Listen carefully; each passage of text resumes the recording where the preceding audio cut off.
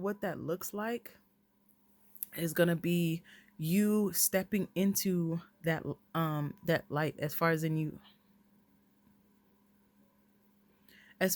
stepping into your shoes, you walking in your shoes and you walking in your lane. What that looks like is you stepping into that um confidence, stepping into that authority, stepping into that dominion. And that's going to look like you spending time with Abba so that he can show you whose you are and who you are. He can show you the reflection of you, of how he sees you, so that you can understand how precious you are. You can understand how seen, how heard, how understood, how validated, how loved you are. Oh my, so when you understand that, there's a level of confidence that you walk in that is just unstoppable, man.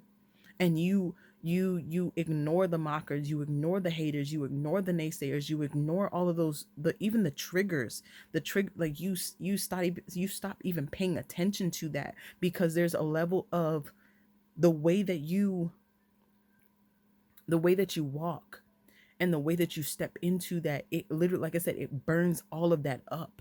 And so when you begin to walk in that and you let your light so shine by, let your light so shine by allowing Abba to move through you, and you being surrendered and you being submitted to his will and his direction. How we were talking about, not my will, thine be done. That was Luke 22 verse 42, where he was saying, if you could take this away from me, take it away from me, because there's a level to it that, and when I say it beats you down, it beats you down. It beats you down, that space of just the naysayers and people saying things about you and you wanting to be pleasing and whatnot to people. It beats you down. There's a level to it that's just like, I don't want to do this.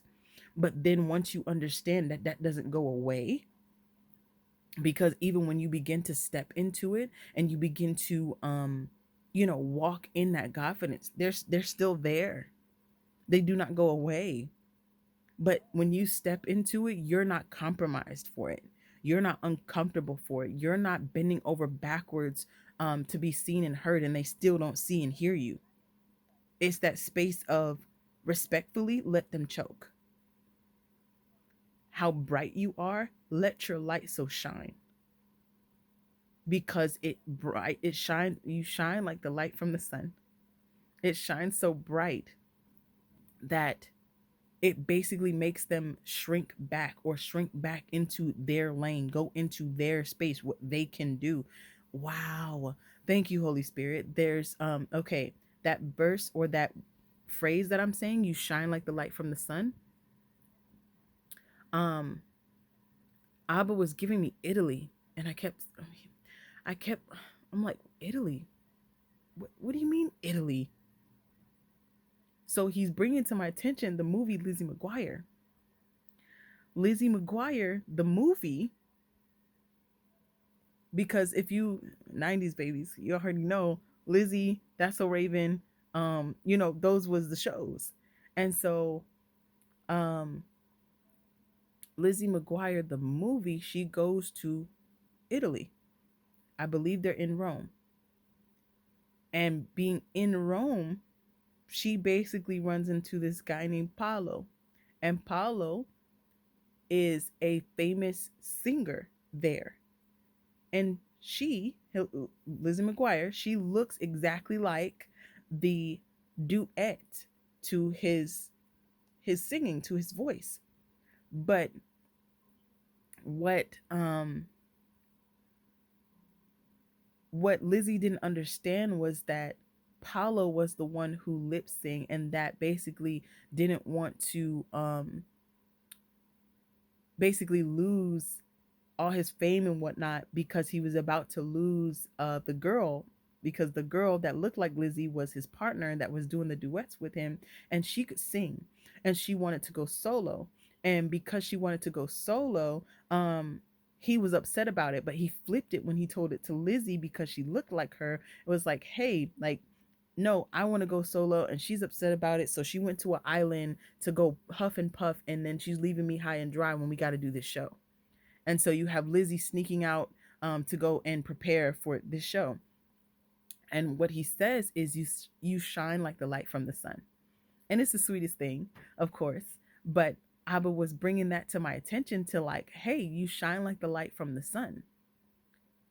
And Lizzie could actually sing, and she was in the movie, when you see at the end, she's singing with the girl that comes back to basically clear up all the confusion. Like, no, I don't lip sing. Paulo lip sings. I the one that want to go solo. He doesn't want to let it go. And she's like, no, he lip sings. And when they showed it, when they went on stage, it was time for the show, and Lizzie was singing, but then when Paulo was singing, they turned down his mic, or turned down his auto tune voice. And so you can see he was sitting there, and it was just like, oh, boo. And everybody was booing him. That's not cute. But even still, you could see that Lizzie, when she sang, and then she kept singing. Her light shined. You shine like the light from the sun. She let it so shine. And when he was exposed, because that light, when you step into your shoes and you walk in your shoes and you walk in your lane, there's a level to your light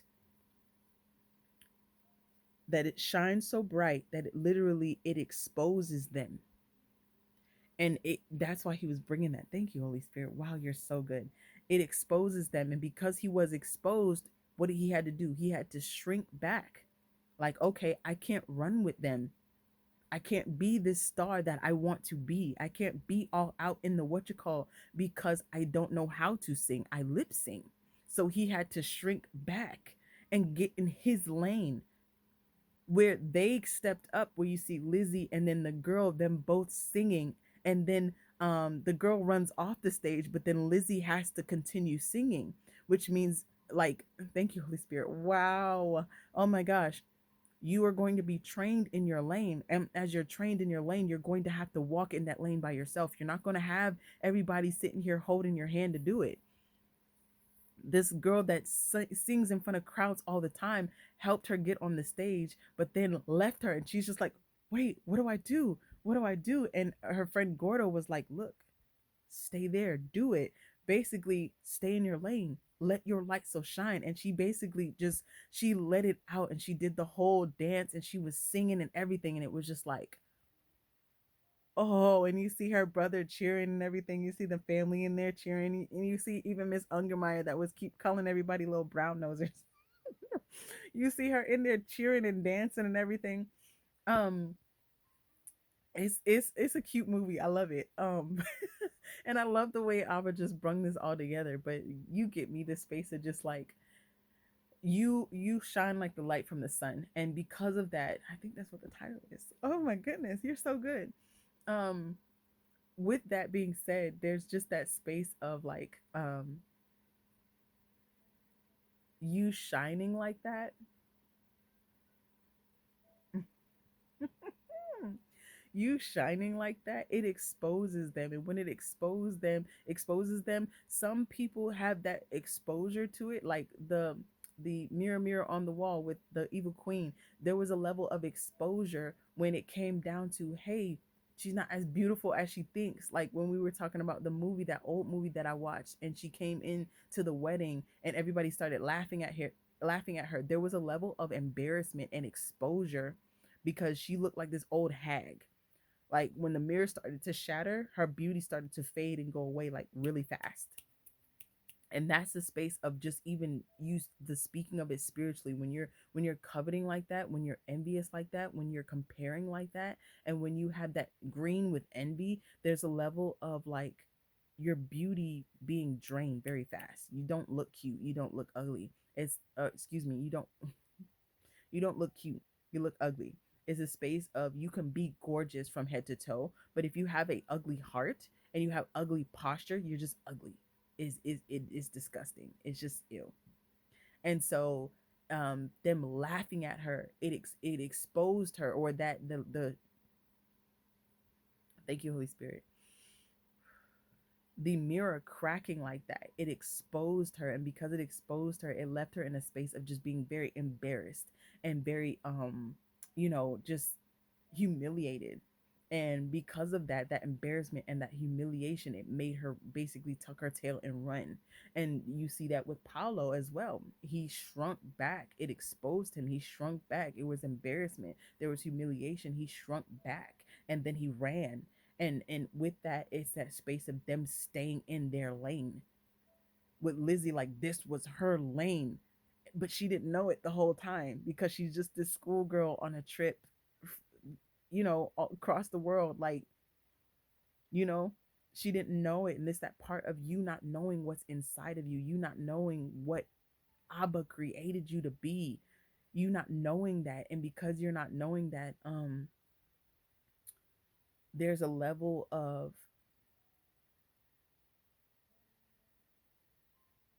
just you having to go through this journey for that to be known to you, for you to be exposed, because there's the level of people pleasing and perfectionism and performance and counterdependency and codependency and all these things, the insecurities, the low self-esteem, the low self-confidence, all of those things that are on you, all of those things that are tripping you up, all of those things that are slowing you down, all of those things that are leaving you stuck. They got to come off. They got to come off. You shine. She had to do it. Lizzie, it was like she saw him run. Then the girl started singing to kind of get her out there. She got out there, and then the girl run, and she's just like, what do I do? You cannot run. You cannot cower. That's like literally that spotlight is like the enemy breathing down your neck. You cannot back down. He may be more clever than you, but he's not more powerful than you. You tell him to flee, he's gone. He's not more powerful than you. So that's that part of like you shine like the light from the sun. You have to let your light so shine. That was her lane, but she didn't know it. That was her lane, but she did not know it. Oh my gosh. And then when she stepped into it, there was a level of like literally, it was almost like it was like, and of course this is scripted, but flow with me here. Um, there was a level to it that it was just like this is made for her. This was made for her. Like the people love her. She did the move. She can sing. Like this is her. This is her lane. Like, oh my gosh. There's a lightness to her. There was a brightness to her. There was just like a, and everybody's cheering. Everybody's cheering for her. And yes, again, your mantle comes with an underbelly. There will be people that are screaming Hosanna, but there will be also people that are screaming crucify them. Like you know, what's her name? I can't think of her name because I haven't watched this movie in a minute, and I haven't watched Lizzie McGuire in a minute. But the one that was like really mean to her, that loved the guy Ethan, I can't remember her name. But she was always just this mean girl and really snobby and snotty to her. And she was just basically like, when she saw like how she did everything, she was just like, yeah, whatever. And went to go with Ethan to go get some spaghetti or whatever. Um, so you still are going to have that space of, hey, they're going to be the mockers, they're going to be the haters, but you feel so good knowing whose you are and who you are that it's like you don't even care. When I say you don't even care, you don't even care. Like they can, even the words that used to trigger you, they don't trigger you either as much or as bad as they did, or they just don't trigger you at all. Them saying certain things about, okay, thank you, Holy Spirit. He's bringing to my attention Medea, where she's like, people gonna talk about you to the day you die. Ain't nothing you can do about it. There's nothing you can do about it. You cannot make them like you by trying to do everything that they want you to do. You will never be pleasing to them because there is a light that is on you. There is a light that is within you that irritates their darkness. There is a light that is on you, that is within you, that irritates the demons and the spirits that are within them.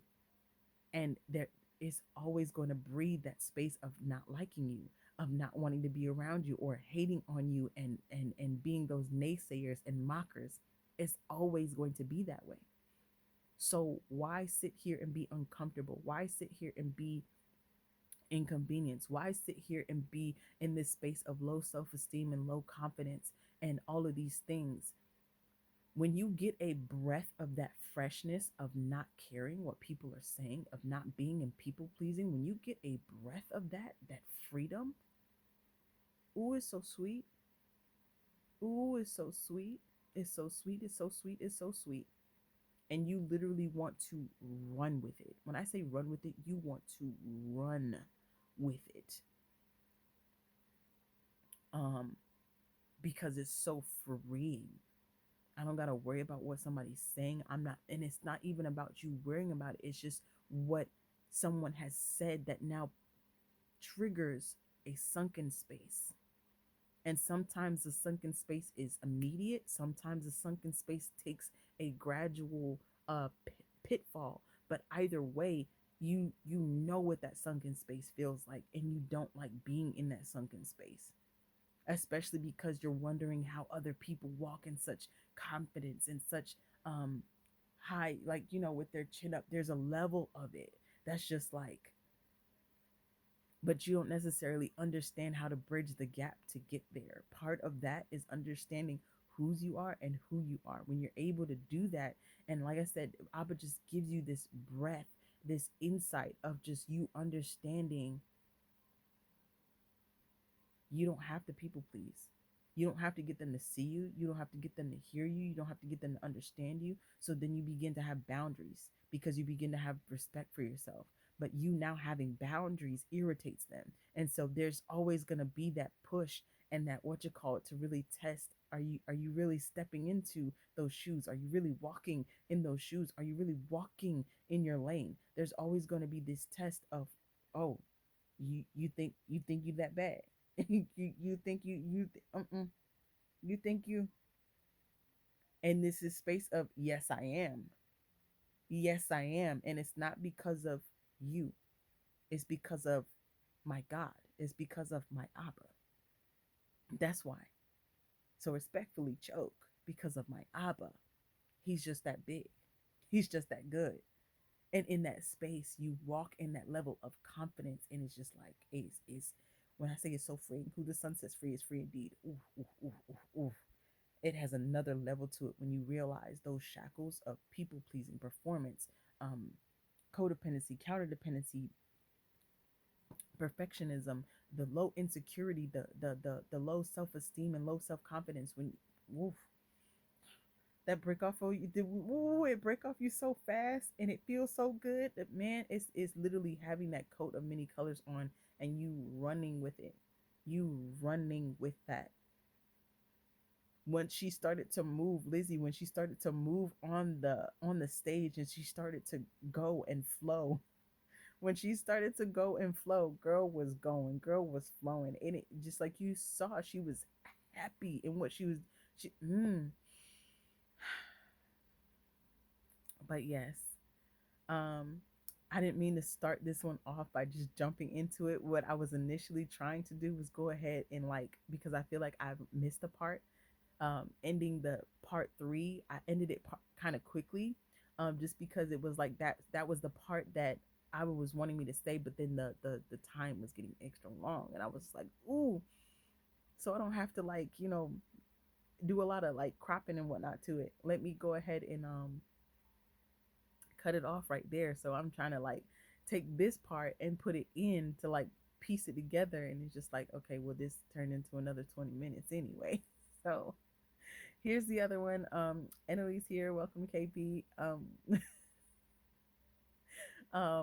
I will let me to share. So this is what we're sharing. This is gonna be part four to the series we're calling I guess shine like the light from the sun. So yes, like, comment, subscribe, do the thing. I think that was it. Yeah, because the way that you shine and the way that you step into that is just spending time with Abba. And I don't mean to like just keep reiterating and re-saying it, but it's like we get so lost in what someone's saying sometimes, and we get so lost in the negative part of it that we don't realize the practical steps of what it is to do. Um, so that's why I keep saying it. Just that space of getting with Abba, so you know who you are. Because when I say it's so freeing, ooh, it's so freeing. I don't even know how to describe it to you. It literally feels like you are soaring. It literally feels like you are soaring through the air over this beautiful landscape. Beautiful landscape with like beautiful clouds, beautiful water, beautiful sands, gorgeous trees, and like I don't even know how to explain it to you. It's almost like you can fly, you can breathe. It's a weight that's literally lifted off of you, and you mm, mm, mm, mm, mm, mm, mm, mm, mm, mm, mm. And then you start to look at like, how in the world was I doing that the whole time?